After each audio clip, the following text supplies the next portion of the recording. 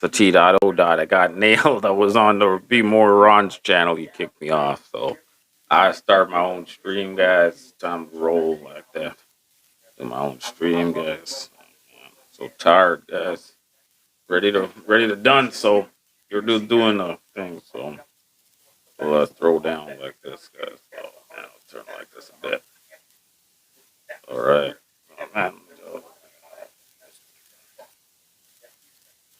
I'll get this up, guys. Oh man. Oh, just 1 second here. Turn this thing down. Oh man. All right. Yeah. So yo, man. The rest of the last, yo, man. Yeah, I was on Ron's channel there. Kicked me off. So I said, all right. I'll just come in. I will do my own stream. Man. I'm still stuffed up, man. And I gotta get ready for work tomorrow. I don't think I can. Yeah, I gotta work tomorrow. Just gonna do a quick stream, man. Told me I'm allowed back. Yeah, yeah. Let's get drunk, yo. Yeah, for real, man. So yeah, uh, that type of day today. I gotta be careful because I don't want to get the copyright strikes, right? So I gotta be careful. Make sure the TV is not in the picture. You know, that was somebody try to go after you. Yo, Dime, what's up? Cam Life, what's going on, man? What's going on? I was in Ron's chat, but he kicked me out. So I just said, "Oh man, I just watched the game here on my own, you know, and I gotta go to work tomorrow. So that's it. This was my last free day before I gotta go back to work. So it's all good.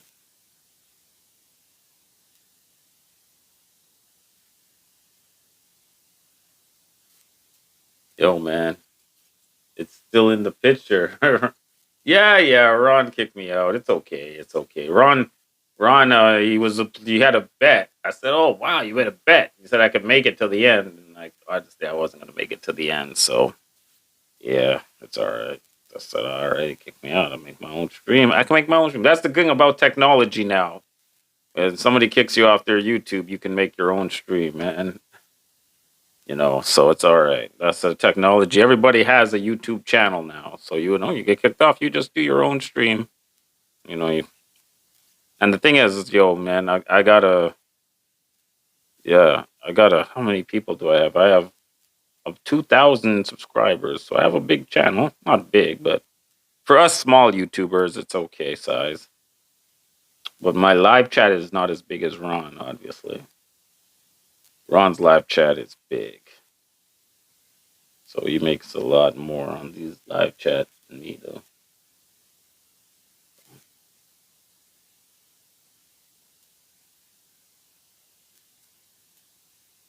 But I try my best, guys. But thank you still for popping in, man. Gonna do a live stream. Thank you for tuning in. Maybe I should do a Johnny Somali stream again. Maybe I'll do it when I clean up my room. I'll do a Johnny Somali stream.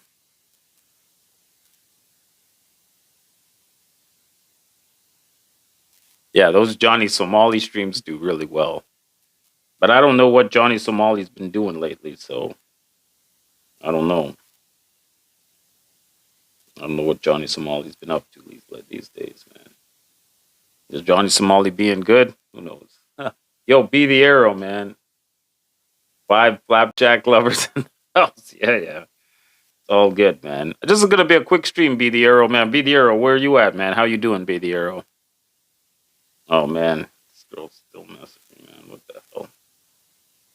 What's going on?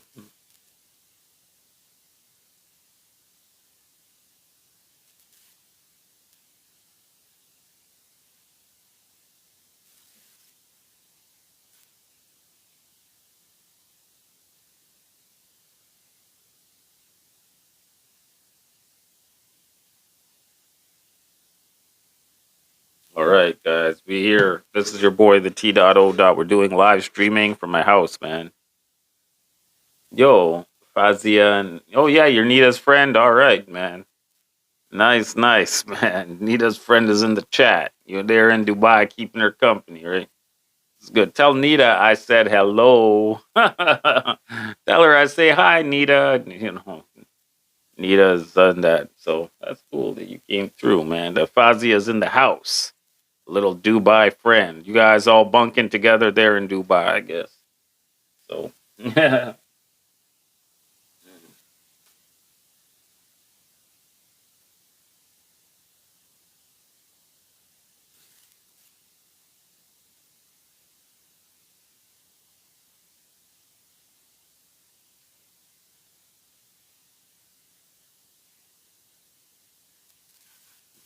Brad, I'm back to work tomorrow and Friday. Yeah, I'm back to work tomorrow, but tomorrow is a stat holiday for us here in Canada, so we get big money. You get time and a half, and we get stat pay, so it's gonna be crazy, man. So yeah,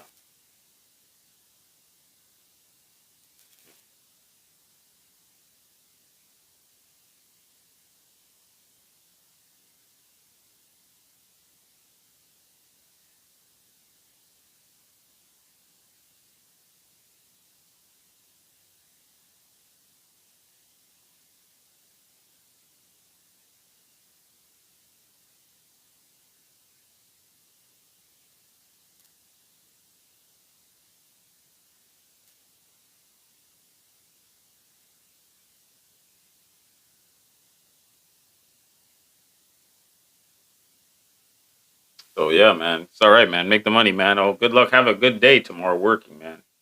Thank you for popping in, JT. I was on Be More Ron stream for a few hours today, but then he kicked me off the stream. That's why I'm using a different phone because that phone that I was using, the battery is dying. So yeah, we out here, guys. The battery's dying. Let me just turn this NFL thing off, otherwise I'm gonna get copyright strikes, man. Copyright strikes. This game is over. Man. Baltimore won that game. Yeah, otherwise I'll get a copyright strike. So yeah, man. Maybe we should do some other type of stream. I don't know. But thank you guys for popping in, man. Just a quick stream, just say hello and that kind of thing. Why you hate Barry? I don't hate on Barry. I don't hate on Barry at all. I think you're Barry. This guy is Barry. This guy pen name is actually Barry. Barry, is that you, guy? Barry's coming into the chat saying that I'm hating on him. Yo, man. Yeah, a long time ago, I used to be in Barry's chat, but yo, Barry got mad at all his moderators, all his super chatters, all his donators. Barry always got mad at us, so we ended up being on the outside, man. We started up our own YouTube channels. A lot of us start up our own YouTube channels, and Capio, Be More Ron, Stu D, all in Barry's chat. We all started Kicks TV. We all started up our own YouTube channel, so nobody really go into Barry's chat anymore.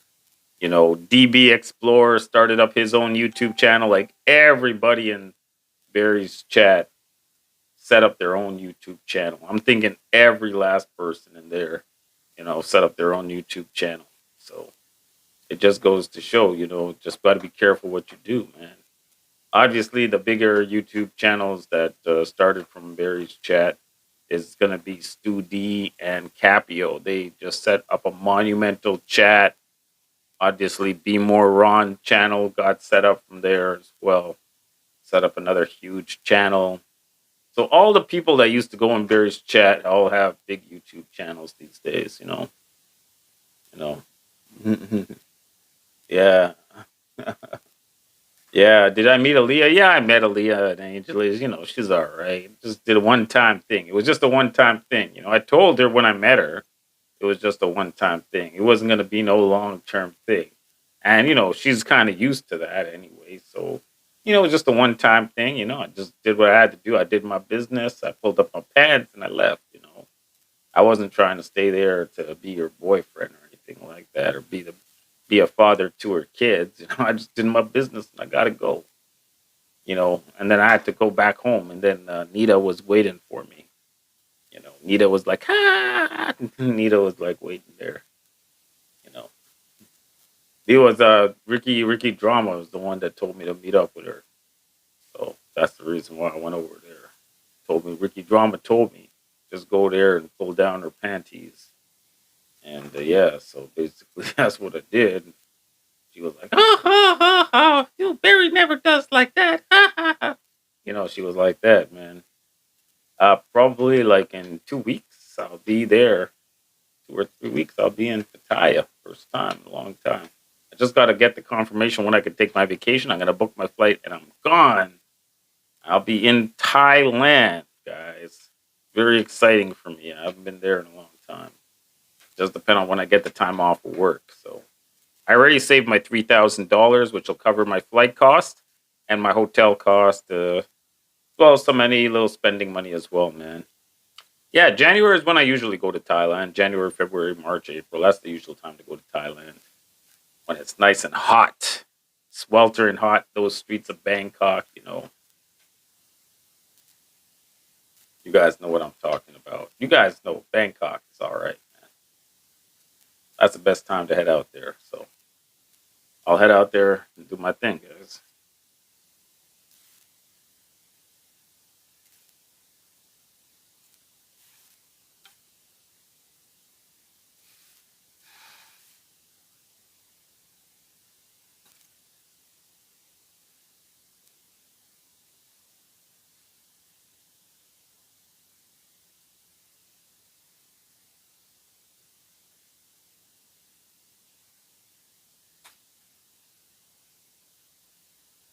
Yeah, that's right, man.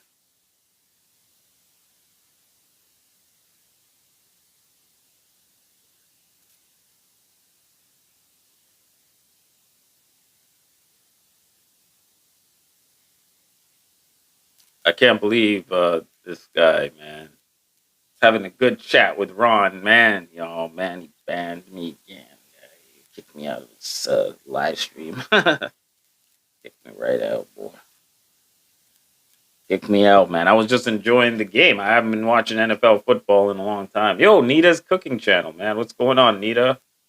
There's Nita's cooking channel. She's in the house, man. Thank you for joining the chat today. Nita saved me. No, no, that's another Nita. That's not the same Nita. And it's Nita help me, not Nita save me. It's a different Nita. She's in the chat, man. Thank you guys, man. I don't like no blue jacket. Oh, you need a blue jacket. All right, let me see if I can give you a blue jacket here. Just give me 1 second. I'll make you. Let's see what I can make you. Make you a blue jacket. There you go. Add as a moderator. There you go. Been added as a moderator. There you go. So now Nita is a moderator. Yeah, I'm a player. Yeah, you know it, man. I'm a straight player. you know, but I don't try to be a player. It's just the way I am, man. I'm a hardcore guy. I'm a gangster. You guys know. I told Ron, and listen, I told Ron, and Ron didn't believe me. I told him, said, "Hey, Ron, you know, when I'm in Compton, when I'm in Los Angeles, I tell them I'm from Compton. They know I'm a straight gangster, and they don't have." And they listen to my accent. They're like, "Yo, this boy's from Compton. We got to know. We got to treat this boy here as one of our own. He's one gangster. And so they treat me like that. That's why I told Ron that I'm straight. I'm a straight G, rolling 60s, motherfucker. You know what I'm talking about. So that's what I'm saying here. Straight G Mac. You know, Cam Life is the yeah, yeah. Nita knows Nita, man.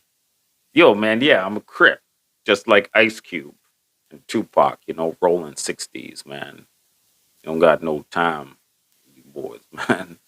Straight Crips, boy. You know. Just like Ice Cube and Boys in the Hood, boy. I got my crew like Monster and Dookie in the back seat with the machine guns, man, with the AR, with the laser scope, man. It's Christmas. Nita, man. Yeah, yeah, Nita. We're gonna save Nita. How is life in Toronto? Nita's in Toronto. I think she's in Toronto. She has a cooking show. You know what I'm talking about. So if you guys into them Filipinas, I would recommend you guys go check out Nita's channel and indulge in Nita's cooking channel because she's one of the best. Nita's cooking channel. I'm gonna check her out right now. Nita's cooking. Oh, there it is. Nita's cooking channel. I found it right off the bat. See, I'm already subscribed. 10,000 subscribers. Wow.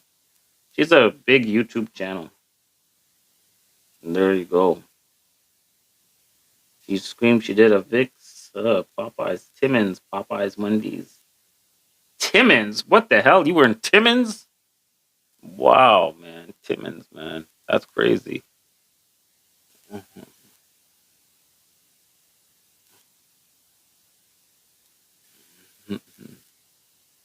Oh, rolling 60s and oh, okay, Typhoon. I know that Typhoon. I was testing you guys in the chat to see if you knew where the rolling 60s were.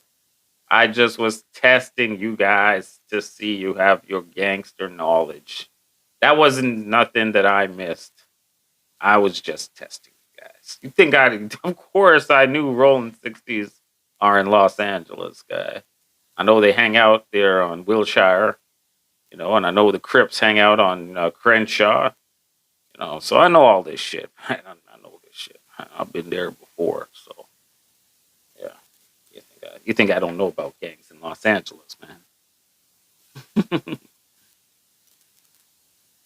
I'm watching Nita's cooking show right now, man. Oh shit! This the device is overheating. Is it overheating? Yeah, it's overheating a bit. Yeah, before the performance of the live stream, man, overheating.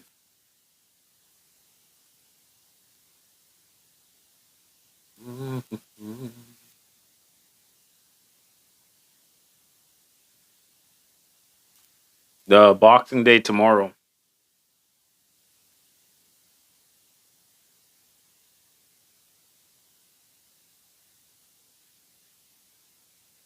Yeah, so today, Merry Christmas. Tomorrow, Boxing Day.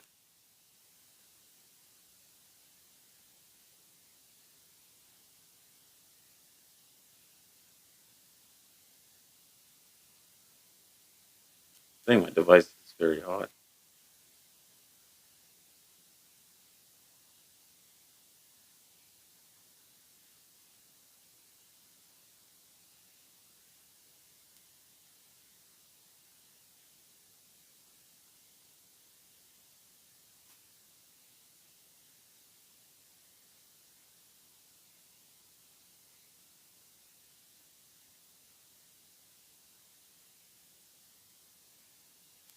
All right, let's set a goal. Let's set a goal, guys.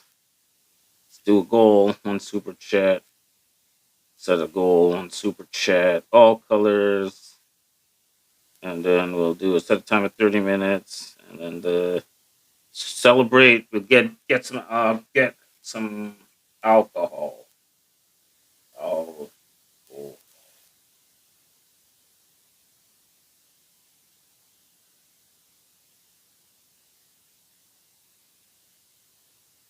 Get some al. How do you spell al? Oh, yeah, there you go. There you go. Set a goal. Yeah, man.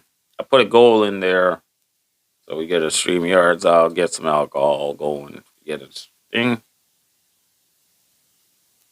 Put a goal in to get me drunk, man. Don't forget to hit the thumbs up, guys. If you're here, don't forget to hit the thumbs up.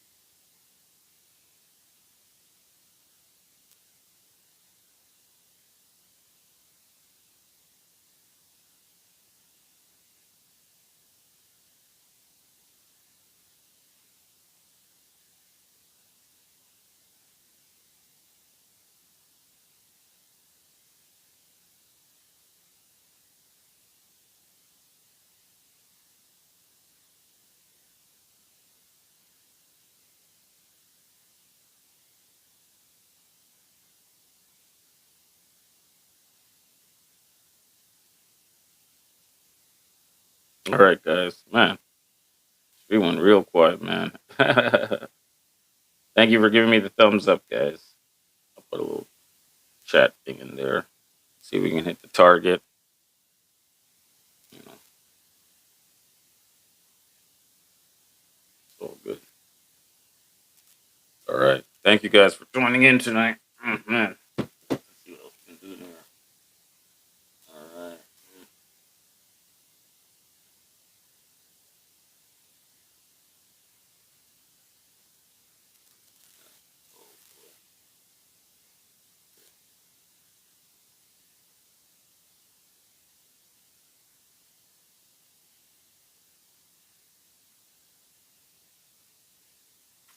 Man, it's your boy. It's the T dot O dot. We got a new mic in the house, guys. We got a new mic, guys. Come on, man. We're throwing down out here.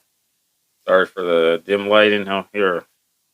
Not feeling too great. Man, I did some streaming already this morning, so maybe I'm not feeling so hot. And I gotta, oh, man, it's gonna be best. It's not such a great day today.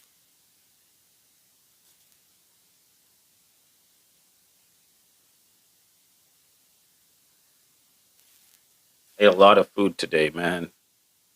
I ate a lot of food today, man. I'm stuffed. So much food.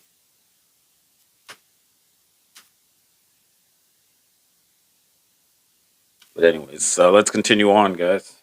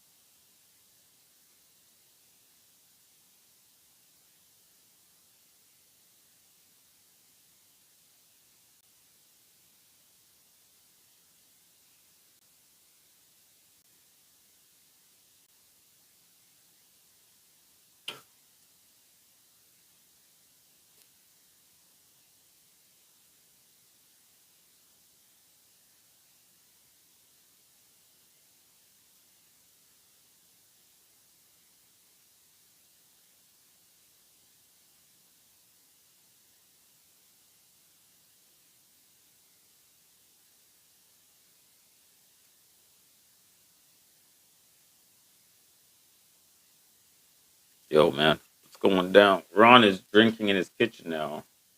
Ron is ignoring. I think he's pissed off. Yeah, Ron is happy. He won the $200 from his $50 parlay, so he's extremely happy. He won $200. Not a bad day for Ron today. Then you know,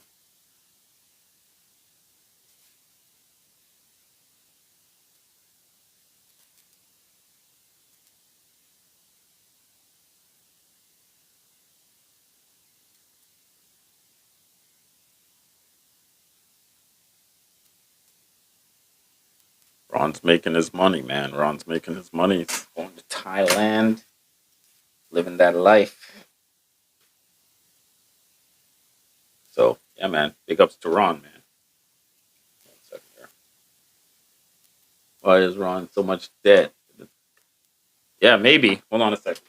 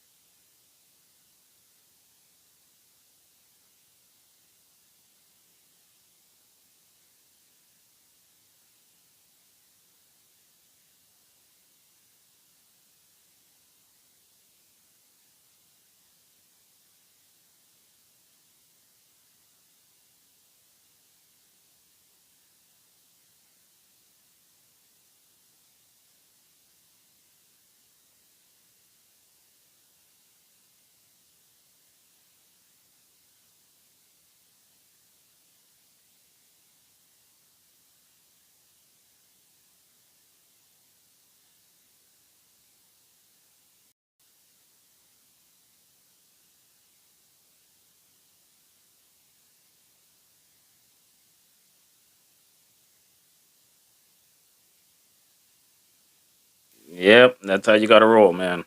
All right, we're back, guys. Thank you for holding out. Just really bloated. I've been eating food nonstop all day. It's Christmas. You guys understand, man. My stomach, I can't handle it, man. I eat a lot of food.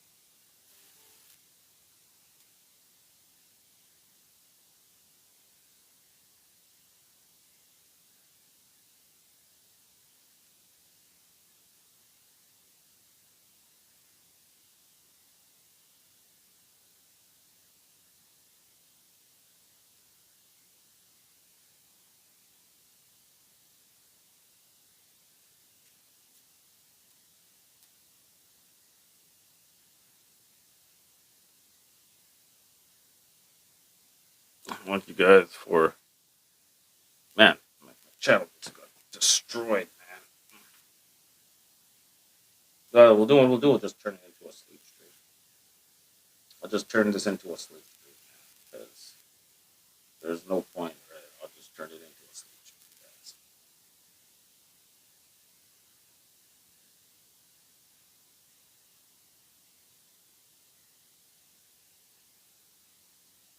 Let's turn it. Let me get myself back up. Watch some Dune.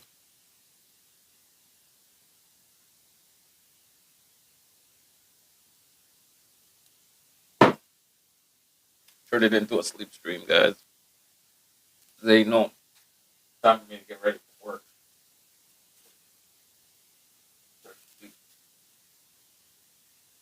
Let's do a quick. I'm just gonna do a quick check of YouTube, and then I'm gonna do. I'll turn this whole stream. I'll turn it into a sleep stream. We'll get ready, and we'll turn it into a sleep stream, man. I'm gonna watch some Dune tonight, guys. You guys gonna watch Dune with me? Lay down, watch some Dune. Do it sleep stream style. Hope you guys enjoy, man. Actually, let's just turn it into a sleep stream right now.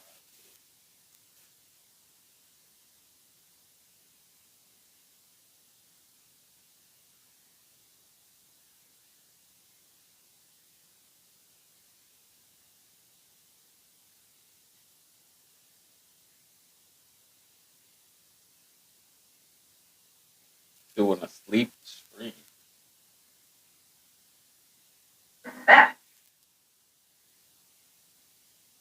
Greenhouse gas pollution heats the planet and threatens our nature. Canada's carbon price is designed to reduce pollution in order to help protect our environment. I'm gonna do one transfer and then we're gonna go and do a sleep stream because I'm tired and I gotta get ready for work. So I might as well do a sleep stream, guys. Find out how it works and how much you can receive at Canada.ca.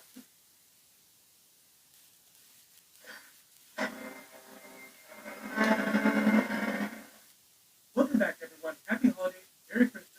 This is a full Star Wars Episode 5 video. Did not expect these Star Wars episodes to be released on Christmas.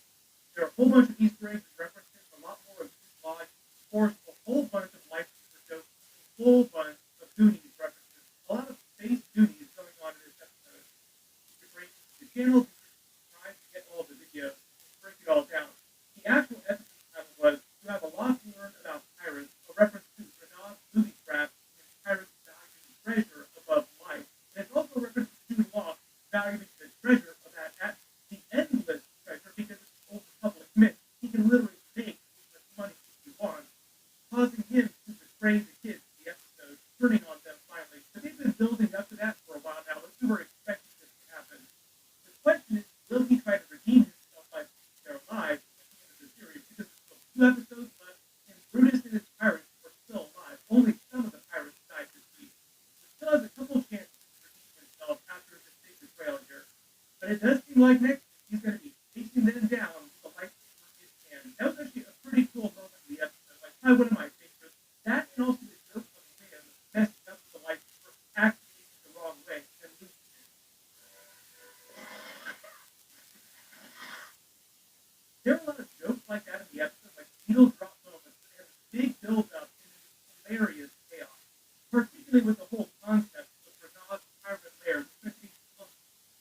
We're Brad. Merry Christmas. We're going to Thailand in January. Yeah. I'm just watching this little breakdown of the Skeleton Crew, like on Disney Plus. It's one of the shows that I'm watching. So they're doing a little breakdown video here. What I'm watching. So, but I'm gonna do. I'm turning this into a sleep stream. I'm gonna turn it into a sleep stream because I have low viewership on my streams these days. So when you have low viewership on your streams, it's good maybe to do a sleep stream. And yeah, I'll get everything set up. We'll do a sleep stream.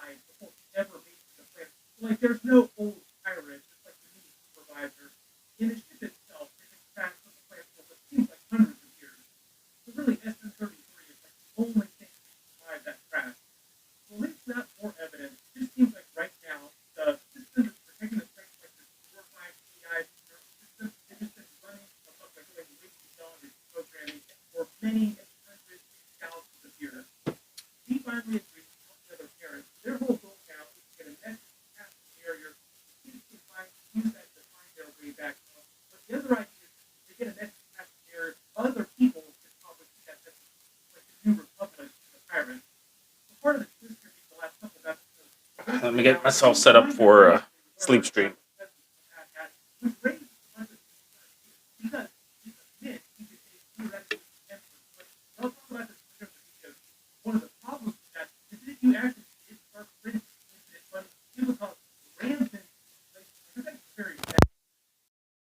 Money. It would really only work if like Jude Law or like one character just printed like a little bit of money anytime they actually needed to spend money on something. Otherwise, you don't want like limitless money just flowing all over the universe. This is why you stay in school, kids. You learn about finance and debt. Consequently, this is also why at the kids' classroom, all their lessons seem like they were around currency, banking, money in general. It'd be like if every college on your planet only taught money. What do you go to college for? What are you going to get your degree in? Money, banking, accounting, and like that's it. All because the planet is like a glorified Fort Knox of the universe. Back on the ship, they joke about reactivating SM-33 with nobody wanting to be the one to try since they're still afraid he's going to kill them, which he reveals the original captain was the same Tak Renaud that Jude Law mentioned last week when they thought they'd found Aten. He said Renaud's ghost as if it was this exclamation like, you can't believe it because it's this mythical figure in the pirate world. Tak Renaud is not a character from a previous Star Wars universe. I even think from the legends. I think he's for the purposes of this show. But this causes Jude Law to recognize the ship is the Onyx Cinder, his mythical ship. We've known that for months. No because light. of Lego sets and How am I gonna do a sleep stream with no light? Before the show ever premiered. But the idea is the Onyx Cinder in the context of the show is meant to be like One-Eyed Willie's ship from Goonies or Billy Boat's ship from Treasure Island. Then saying Alright, that one's no good. Maybe I'd turn it around. History of the galaxy. Jude Law tells them Let's turn it around like after this. a lifetime of plundering different planets, amassing massive treasure, he just disappeared while trying to find At-Aten. But now we know the rest of his story, like he actually did find At-Aten. But he died trying to hide its location and trying to fight his mutinous crew. SN-33 reveals the actual location is hidden in Renard's lair beneath Skull Ridge Mountain. More Goonies plot going on here. Whole lot of Goonies comps during the episode, like a whole lot of Goonies energy. But a lot of you might remember this is kind of ironic because this is probably where SN-33 in the ship's autopilot was originally going to take the kids when they first took off from At-Aten. Like they said, take them home, and they had the autopilot on. SN-33 was like, oh great, I'll take you home then. He was probably taking them to Captain Renaud's home at the Skull Ridge Mountain before they aborted the autopilot and then had him take them to the nearby pirate base. So part of the joke here is that they'd done nothing, they just let the autopilot do its thing. They would have made it to the Pleasure Planet, it would have made it to the treasure way faster, and found their way home much faster. They have another joke with their bindings being useless, and had SN-33 wanted to kill them, they could have done so at any time. Like he just sits up and the bindings fall right off of him. Then he winds up telling them the truth of Renaud's last days. While en route to At-Aten, the crew of his ship went mad with greed, Renaud fighting all of them, then his concubine stabbing him. Love the joke about Jude Law not wanting to explain that part, like, what's a concubine? 37,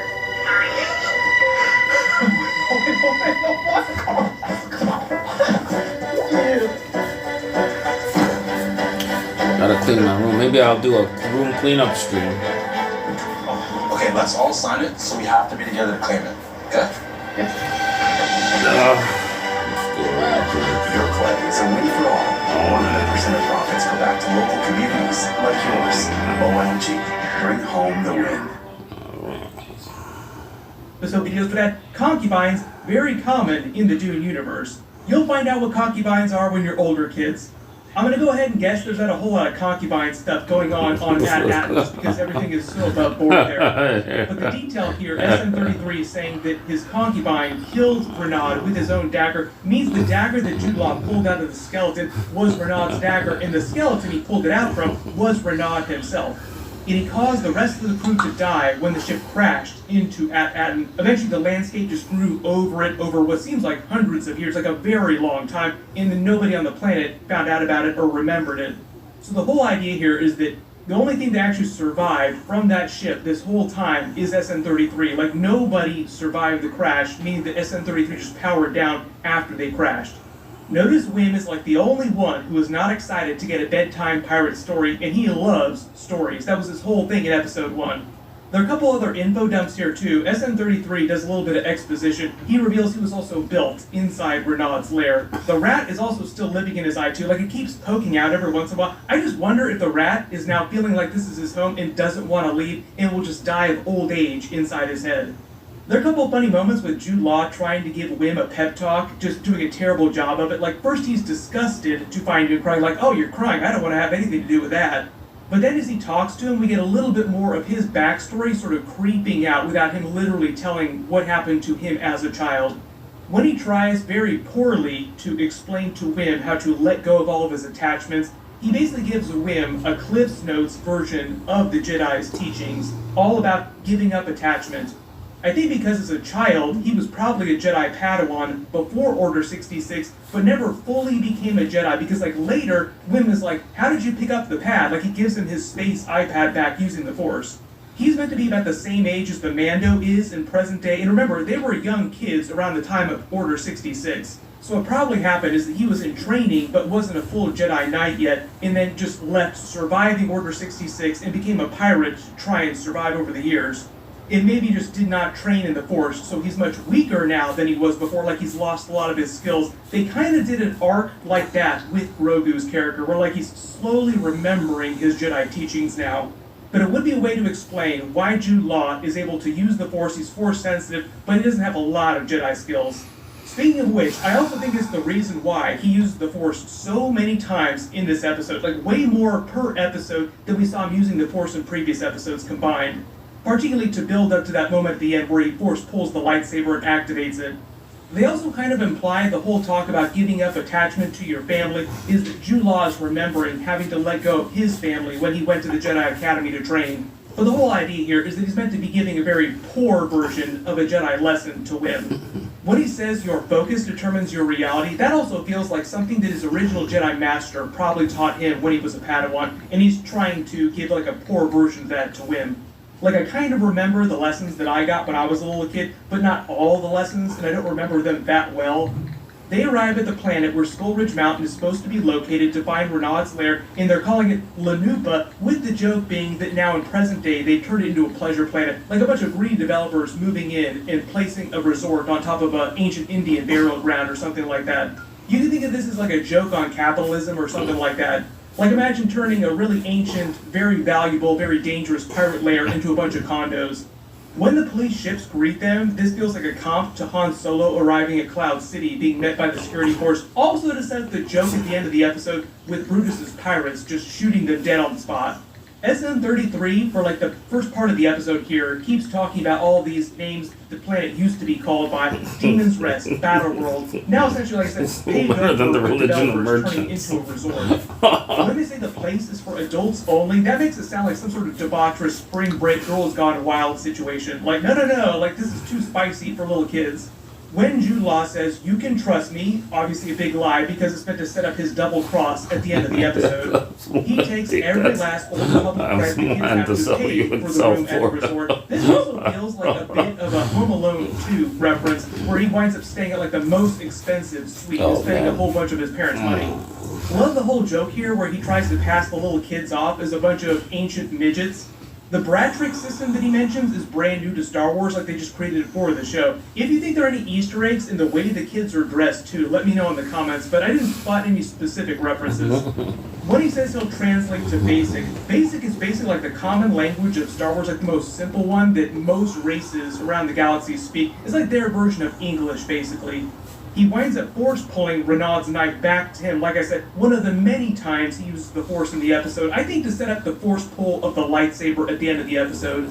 They stick the restraining bolt on. Because, man, pen name, bury the boss in the house, man. Pen name. You think I don't know you're bury the boss, guy? Give me a break, guy. I know you're bury the boss, the Banking man. Clan summit going on here, I think it just meant to be for background, like the reason why there's so many security guards running around. You're bury the boss, boy. Show the mud baths too. You bury the boss, pen name. The universe is mostly made up of the Moons, who we saw during the prequels. Like they referenced the Banking Clan several times during the prequels. Is construction for the Death Star. Like you got to get the money from somewhere. One of the other fun connections in Star Wars lore between the Mun, the Banking Clans, and the Sith is you remember that Emperor Palpatine's Sith Master was Darth Plagueis the Wise. He's a Mun that we saw during the Acolyte series. Darth Plagueis was a wealthy banker as part of the Banking Clan. That's how he financed a lot of his Sith plans. It was basically his daytime persona while he hid his true identity. And it's one of the reasons why he had so much influence in the Senate that he set up Palpatine to become part of the Senate. Like the whole long-term plan to take control of the Senate. Really expensive to take over the galaxy. Like I said, gotta get the money from somewhere, and he's from a very, very wealthy banking clan. There are a couple jokes with the concierge slyly asking him for more bribes after they see the kids acting like actual little kids. Like at a certain point, the disguise just breaks down, they start playing around like you would expect little kids to. When he uses the Professor Gorlock's reservation, that's also a brand new character in the episode that didn't previously exist in the Star Wars universe. There are a lot of things like that, characters that they just create for the series. Then another bounty hunter shows up revealing that Jude Law has been using a bunch of fake names around the galaxy, and when he was with her, he was using the name Dash Sentin. That feels like a Dash Rendar reference. Everybody remembering Shadows of the Empire back in the day. We will see if they ever actually do a live-action version of Dash Rendar. The closest they've gotten to canonizing him in like the newer Disney-era Star Wars was putting his spaceship in that big scene in Rise of Skywalker at the end when all the New Republic ships and the other ships show up to fight the Sith. I believe she's meant to be a Paladuvan, which is the same race as Aura Singh. He doesn't remember her name because of course he doesn't, but it's Pocket. She's also a new character in Star Wars, but you might recognize her. She's like the next big cameo during this series. It's actually Kelly MacDonald, who co-starred with Jude Law and Anna Karenina, so this is also something of a reunion in real life for them too, not just in the context of the episode. Like, oh, I haven't seen you in a long time since we did that big movie together. They reveal he betrayed her too and left her high and dry to die. A common theme, it's a pirate's life. He betrays the kids too at the end of the episode. So like this is all building up to a big betrayal on his part. He's shown many times in the past that he will always double-cross people. They reveal the real reason she's here is because she's a bounty hunter still for a high-paying private client, and there's a bounty on his head that she's also trying to collect. The low-rent guild jobs also feels like a reference back to The Mandalorian. Remember, this show is meant to be a spin-off of The Mandalorian. It's meant to take place around the time Mandalorian Season 3 and Ahsoka Season 1 are happening. And the whole idea is the beginning of the show, Mando was working for the bounty hunting guild on Navarro for Greef Karga. But that was just one outpost of the guild, not the entire guild itself. This also has the side effect of him realizing that there's probably a bounty on him and on the kids too. Like, oh crap, there is probably a bounty on us. We need to move fast. The Bacta soak she mentions is basically a nicer version of taking a dip in a Bacta tank. We've seen many examples of that in Star Wars, particularly recently too. Like, everybody remembering Darth Vader just chilling out in his tub 24/7. Seriously, anytime that he's not out killing people, he's inside that tub. There are a bunch of Star Wars insults and turns of phrase they also bring back in this episode too. She uses an old Star Wars slang term from Phantom Menace, calling him a Sleemo. Anakin Skywalker used that term as an insult. It's meant to be a Hutt insult because the Hutt Syndicate is so powerful in the Outer Rim of the galaxy. Most pirates, scoundrels, smugglers, other traitors in the galaxy speak their language along with Basic. It's probably like the second most common language in the Star Wars universe. He dumps the rest of his credits to keep the concierge from trying to get the bounty on him herself, like, please do not check if there is a bounty on me, because there's definitely a bounty, and you can definitely earn a lot of money from that. They use the wizard slang term again, which is also from Phantom Menace. There are a couple of mentions of wizard in this episode and in previous episodes. The producers also said one of the notes they got from Lucasfilm is like, please don't overuse the term wizard too much. Like, there's always notes that you get from Star Wars lore people at Lucasfilm, like, these are the things you're allowed to do, these are the things you can't reference. Most of the time, they just tell people to pull back on some of the references, like, don't use this too many times. When the kids say the suite looks a lot like a palace, the architecture feels like it's giving vibes of the prequel architecture. They make it seem like KB is afraid to go into the tunnels because she's claustrophobic, and they go to the trap door at the very end of the episode. They'll probably follow up on that bit during next week's episode when they're actually in the tunnels trying to escape. Pocket then calls in the bounty to Brutus, bringing the pirates to the planet, but not all of them. Brutus stays behind. He only sends some of his pirates. There are a couple background jokes of the kids while they're going around trying to find the entrance. Like, there's a Hutt dipping in the bath here who just eats one of the help, like, oh no, not again, as if he's tried to eat other members of the help on a regular basis. Which seems like a Hutt kind of thing to do. Like, imagine Jabba just eating his help left and right. Speaking of Jabba the Hutt and the other Hutts in the Star Wars universe, another big reveal about the Mandalorian and Grogu movie, they just revealed that Jeremy Allen White from The Bear is going to be doing the voice of Rada the Hutt during the Mandalorian and Grogu movie, but like the older version. So a lot of you remember Rada the Hutt from like the very early Clone Wars episodes. Whatever happened to that baby Hutt? Well, apparently when he comes back during the Mandalorian and Grogu, he'll be super swole. So like imagine a six-pack of abs version of Jabba the Hutt. All the trauma that he experienced during the Clone Wars with Ahsoka caused him to get super ripped. There's already been extensive memes about this on Star Wars Twitter. In the background, when they're sneaking around, notice there's a couple moon in the mud bath, because remember, this is like a retreat for the banking clan right now. They have the reveal of the Guard knowing the real Professor Gorlox from Scipio, which is an ice planet in the Star Wars universe. They actually use that during the Clone Wars episodes. So like, even though Gorlox is a brand new character, the place he comes from is a place we've seen before. He starts shouting off all the fake names that Jude Law is known by, all of his aliases. One of the other ones is Jodwick Zank, which also isn't meant to be a name from previous Star Wars lore. I think they just created for the episode.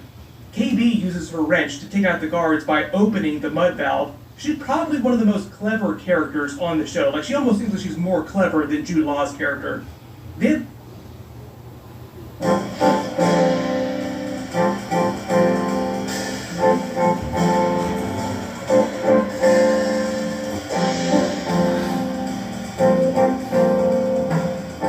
Yo, Merry Christmas, man.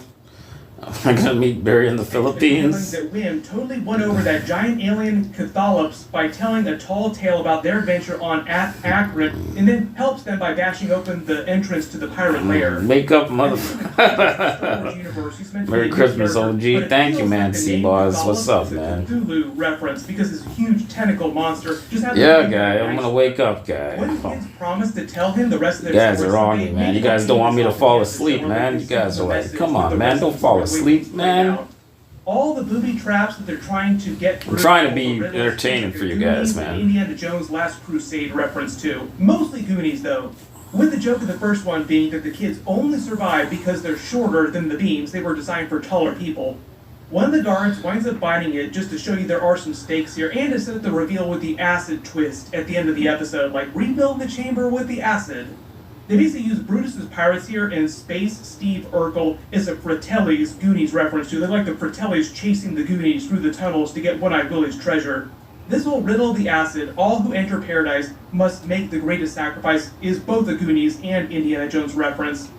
Jude Law then says the title of the episode. He says the name of the thing inside the thing, everybody pointing at the screen. You have a lot to learn about pirates in reference to the solution of the riddle. Like, a greatest sacrifice to a pirate isn't life, it's money, because pirates kill people all the time. Their most prized thing is literally treasure. Using the Force, again, like another time he uses the Force to push the Old Republic credit to drain the acid. They enter Renaud's treasure room. They use a wizard reference again. And when he tells them not to touch any of the treasure, this also feels like an Indiana Jones Last Crusade reference. Like, the treasure itself is booby-trapped. Like, there's one piece of treasure here that is not booby-trapped, and that's the actual information itself. They pass a golden idol that kind of looks like the god of Neil's elephant people. He looks at it like there's maybe some history on Atten that's been lost over the centuries. Like, wow, my people have a god. Like, why does it look like me? There's probably a bunch of other Easter eggs like this just hidden in the treasure in the background. So if you think you spotted any, write them below in the comments. But the real big thing here, like the real big Easter egg, is the actual lightsaber itself. It's not clear whose it belonged to before this, but it's sort of like Chekhov's lightsaber because Wim is obsessed with it, and his big thing is not being able to not touch things. Like, anytime he sees something, he wants to pick it up or touch it. Building up to the reveal at the end of the episode when he tries and fails to use it. The whole bit with the roast and the trapdoor also feels like a reference to Indiana Jones and the Idol. They get the coordinates, and because they have access to Renaud's booby trap system now, refill the chamber with the acid, killing most, if not all, the pirates, so RIP to Space Urkel. Remember though, Brutus is still alive, and he said he was only sending 2 of his ships, so there are probably more pirates that will show up in the final 2 episodes. Then we get the recording from Renaud himself sitting on the throne. And the twist here, when he says, how come it's all blurry? How come we can't see his face? Is because it might wind up being somebody recognizable in the Star Wars universe, or there might be like a statue of them somewhere in one of the planets.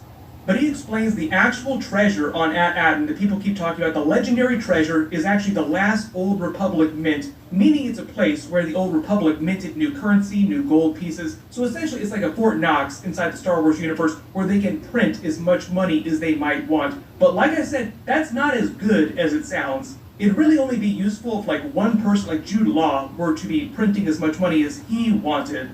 If you flooded the galaxy with too much currency, it would cause rampant inflation, and everything would cost like insane amounts of money, and would essentially devalue all money. So if he were really being smart about it and he could print infinite money, he would just print whatever he needed at any given time. Like, okay, I want to buy a new spaceship, I'll print enough money for that, and that's it. Side twist too, because the Shadow Council is trying to bring the Empire back. You have the First Order, like other evil organizations, the remnants of the Empire in Thrawn out here. Thrawn would also want to be able to print infinite money because he wants to build up his forces. We will see how they resolve this whole storyline at the end of the episode. Like, either they destroy the Mint or they keep it around, but find a way to keep other people like the Empire, like Thrawn, the remnants of the Empire, from using it. And because of the way they've been portraying the New Republic and being so ineffective and a bunch of idiots in the recent Star Wars series, it kind of sounds like if the New Republic got their hands on this too, they would also do something terrible, like they would make some terrible decisions. So early theory is at the end of the series, they do something that prevents both the New Republic or the remnants of the Empire from ever getting their hands on it. But the real big twist here is the thought of having infinite money to him is enough to make him betray the kids, causing the turn. He uses the code that SN33 is bound by, the Pirates Code, against him, challenging Burn so that he can gain control of SN33. That's the whole reason he's doing this. Like, he doesn't want to kill the actual kids. He just wants control of SN33 so that he can control the ship. He uses the Force again to disarm her. Then we have that moment with Wim standing his ground, trying to pull the lightsaber. It's a great moment, but with a hilarious consequence of him just not knowing how to use the lightsaber. Burn yields, he tries to take them prisoner, but then they escape through the trap door. With them ending the episode, the reveal of him force pulling the lightsaber, activating it with a very devilish look on his face, like he's going to chase these kids down, swinging the lightsaber at them. But I think really what we're heading towards is Brutus and the other pirates making it to At-Aten along with them, and him maybe trying